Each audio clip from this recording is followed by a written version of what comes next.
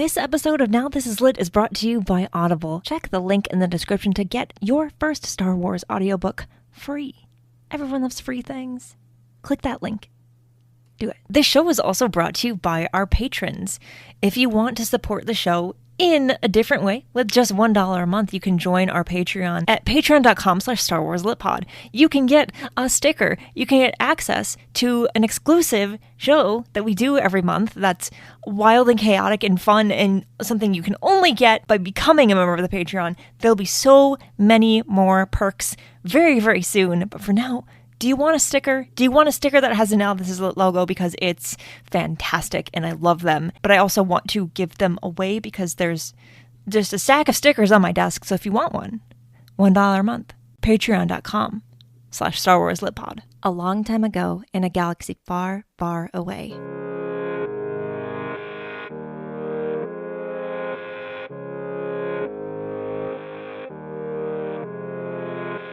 You're listening to Now This Is Lit, a podcast about Star Wars books, the people who make them, and the readers who just can't get enough of them. I'm your host, Meg Dowell. I use she, her pronouns. And I get a lot of comments on social media, mostly on Instagram, where I post photos of my books and bookshelves that are something to the effect of, the way you have your books arranged, I don't like it. Some version of that. And it doesn't bother me or anything. Everyone has their own preferences when it comes to how they arrange their Star Wars books on their own personal shelves. But that's exactly the point I want to make in this week's episode, is that how you decide to order your Star Wars books in your own personal library can and should be completely up to you. Now, I understand why many people say they prefer chronological order. I do arrange some of my books in chronological order, but not all of them, at least not currently. And I'm going to kind of explain, or try to explain why that is. But I want to try to dig into first why chronological order is so important for so many people. It does make sense when you think about the large and ever-growing number of Star Wars books that exists. It's a lot of books, and we're just assuming for this particular conversation that you own all of them. Many people don't own all of them or any of them, and that's fine. Again, it's up to you whether you want to own all the books or just some of the books or none of the books. You can own them digitally. You don't even have to own them physically. You don't have to own them at all. But just for our purposes, we're going to look at some hypothetical personal home library that has all of the Star Wars books. I don't even have all the Star Wars books. Maybe someone out there does, and that's very impressive. I'm a little bit jealous, but it's fine. There are a lot of Star Wars books, and there has to be some way to organize those Star Wars books in a way where not only does it look aesthetically pleasing, but in a way that actually helps you find them. Because if you don't know where a Star Wars book is and you're looking for it, it has to either be in some kind of themed section or arranged in a certain way where you know at least a general area on your bookshelves of where to look. Chronological order makes that easy because you know in your head maybe, oh, Brotherhood takes place during the Clone Wars. If I find other books that take place around the Clone Wars, I will find Brotherhood. Or you might even have a novelization. Novelizations are a really easy point to go by chronologically because you have A New Hope, the novelization, for example, and you know, okay, here is my starting point. All the books that take place around here, maybe I will find A New Dawn or whatever book in particular I'm looking for. That's one reason that arranging your books in chronological order does make sense. It also makes sense for someone who maybe doesn't know in their head where a book takes place. I can never, ever remember where on the timeline the Thrawn Ascendancy trilogy takes place. I always have to look. And having my books in chronological order helps orient me to where this story is taking place in the larger timeline. Because sometimes when you're reading a Star Wars book, context matters. If you're reading Battlefront 2 Inferno Squad and you have no idea where this book takes place, maybe it doesn't completely make sense. The story itself will try to give that context for you, but some people prefer going into the book knowing, okay, number ABY, this is where the book takes place, if that's how you prefer to orient yourself in the timeline. High Republic, all happens before The Phantom Menace, way before The Phantom Menace, but it all happens there. And there are not a lot of books that take place in between The High Republic and The Phantom Menace. There are some, but not a lot. So knowing that can help you figure out, okay, this is when this book takes place. It makes sense. But it's not a preferable way to keep your books arranged for everyone. Sometimes it's not aesthetically pleasing. For example, I have all of my adult novels lined up together on one shelf because they're all the same size and they look good. One reason I don't have my YA books on that same shelf is they're not the same size. So to me, sometimes I prefer all the books in a row to be the same size, and I will put the YA books on a different shelf in a different spot, and they're all the same size as each other. Aesthetically, it looks more pleasing to me. Maybe not for you. If you look at my High Republic books right now, it looks wild, because if you know anything about the High Republic books, adult, young adult, middle grade, they're all different sizes. That's just how that's how it works. I'm not going to try to explain why at the moment. That's just how it is. So I do have all my High Republic books all lined up together, and it doesn't, to me, look great. I don't love it. But instead of complaining about how I wish all the books were the same size, which doesn't make sense because it's different publishers, etc., there's a reason the sizes are different. I just either accept that it's going to look the way that it does and I deal with it, or we can put them on a different shelf. Sometimes it is about how it looks and what is pleasing to your eye. I don't post to Instagram to please everyone else. I post to Instagram to appeal to what I think looks good. If you also like it, that's fine. But if you don't, you're probably going to tell me that, and that's fine. You're entitled to your own preferences and your own opinion, and I'm not judging you. What I really would love to be able to do with my Star Wars books is arrange them by author. And there's a reason that I want to try this rearrangement at some point. It's not going to look great, but it's not going to look great, but I do want to try it, and I want to explain why that is. I am fascinated by Star Wars books as an author's body of work within Star Wars. You kind of maybe knew that already if you listened to my interviews with Beth Revis or Adam Christopher. Because they've written multiple things in Star Wars, I'm able to zoom out and kind of have a conversation with them about not just one book, but all of the books and the future potential of the books and how the books relate to each other and how they build off of each other. And I think arranging your books by author would just be a really cool way to see, oh, Timothy Zahn's original Thrawn trilogy inspired this Thrawn trilogy, which inspired this Thrawn trilogy, which inspired all these other books. I haven't done it. I may not do it anytime soon. I just did a bunch of rearranging, and I haven't shown you that yet because honestly, life has just been a lot, and I haven't been able to do a lot of extra things as I've wanted to. But I will show you the final product, and some of you are going to like it, and some of you are not, and that's fine. The Essential Legends collection books, for example, are all arranged together because they're all kind of part of the same collection.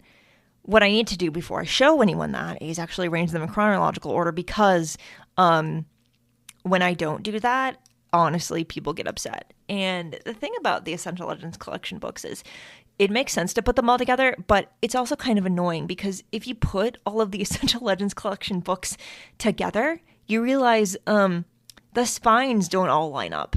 And it doesn't bother me, really. It's kind of, you notice it, but it's kind of whatever. It just is what it is.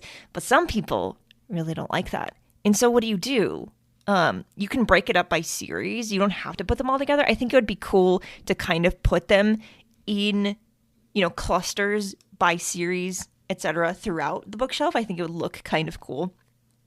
I want to do something really out there with my bookshelf arrangement, Star Wars wise, at some point. I just want to do something that makes people so angry. Not because I want to make people angry, but because I think it'd be very entertaining for people to look at it and be like, why did you arrange your books that way?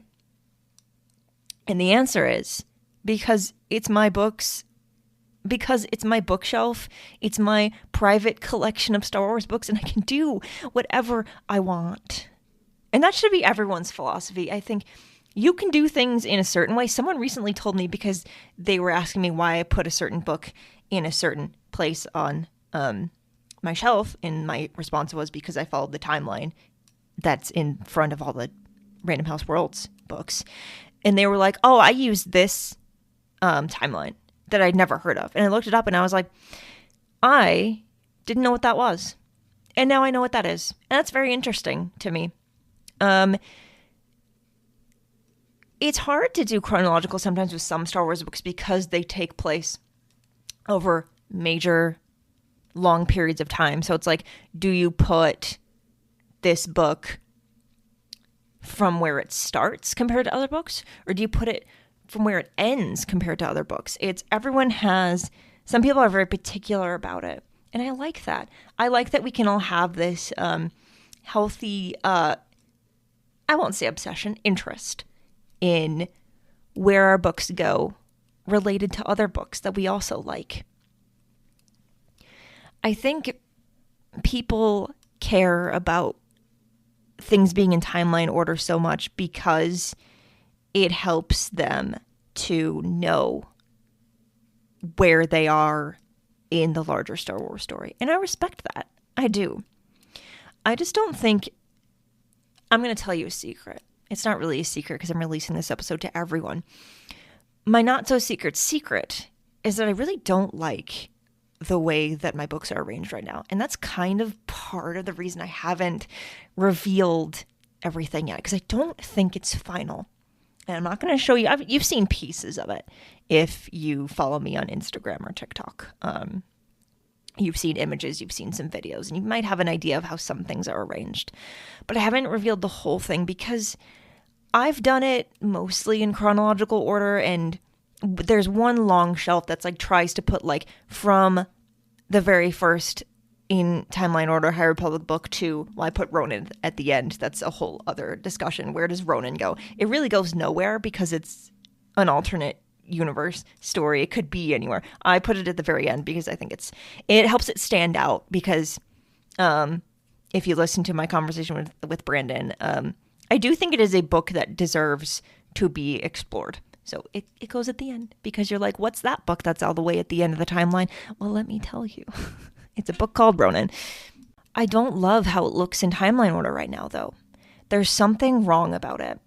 And I tried to do the thing where, like, I put the novelizations and arrange everything else around it, and the YA books are somewhere else, and the Essential Legends books are somewhere else. Something is not quite complete about it. And it's not because I don't have all the books. Like, you're not going to have all the books, and that's fine. I don't have all of the young reader books. I don't have all the reference books. That's not really the issue. I have all of the canon hardcover books, and let's just think about like the basic like canon timeline of novels. I have all of them. The issue is not that something is actually missing. It's that I don't know if chronological order is right for me, and I'm really struggling with that. Mostly because it's not that I care what people on social media think. We're way past that. We don't care about that anymore. I don't know why I referred to myself as we. It's just me that I'm talking about, and me that's sitting here talking, rambling really into this microphone. But I don't know if I'm being pulled toward this arranging books by author or arranging books by theme or series or something. Maybe I need to explore something different. Maybe the reason I'm not ready to reveal my bookshelves in their final form is because it's not final, is because I'm not satisfied, and I don't know what to do about that, because on the surface, chronological seems like the easiest way to do it. You just follow the timeline. You put High Republic here, you put a sequel trilogy here, you put the original trilogy, prequel trilogy where they're supposed to go. It makes sense. But maybe it doesn't make sense for all of us. Maybe all of my special edition books need to go in one place, and then, maybe those need to be mixed in with my regular books so it kind of looks cool. Maybe I'm looking for something that looks and feels different. Maybe that's what I'm ready for.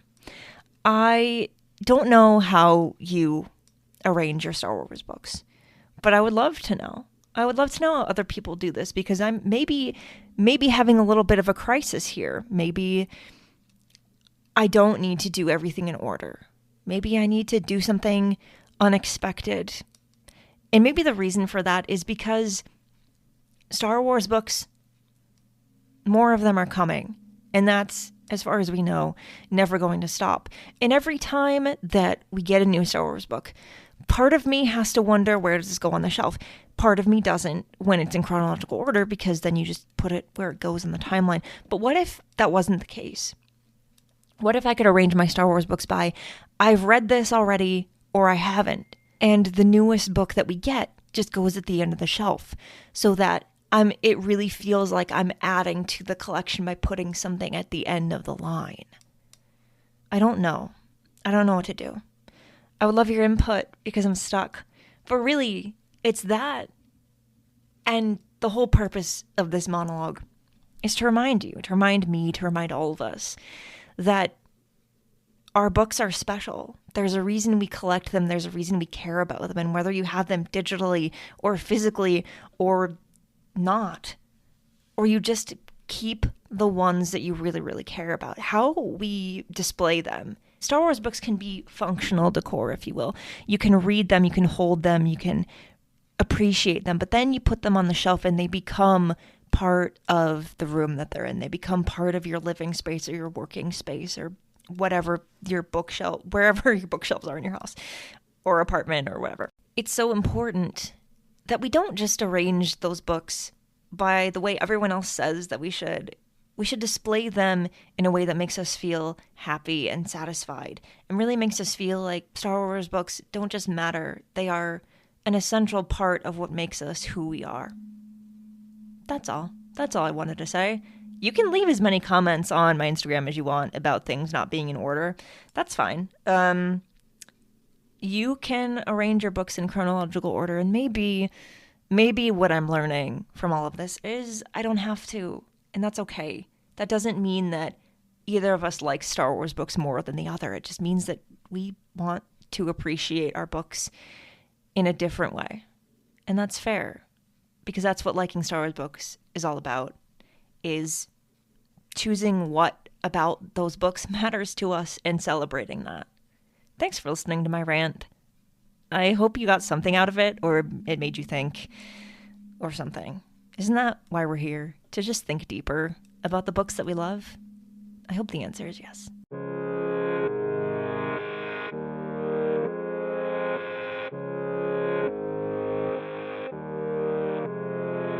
Now This Is Lit is part of the Faraway Fandom Network. It is produced by Devor Montum and written, hosted, and edited by me.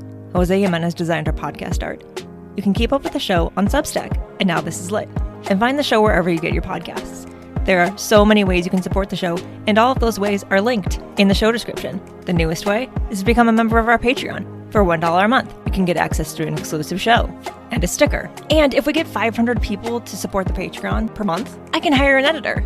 That would be great for me, and maybe for you too. So if you'd like to support the show with just $1 a month, you can do it that way.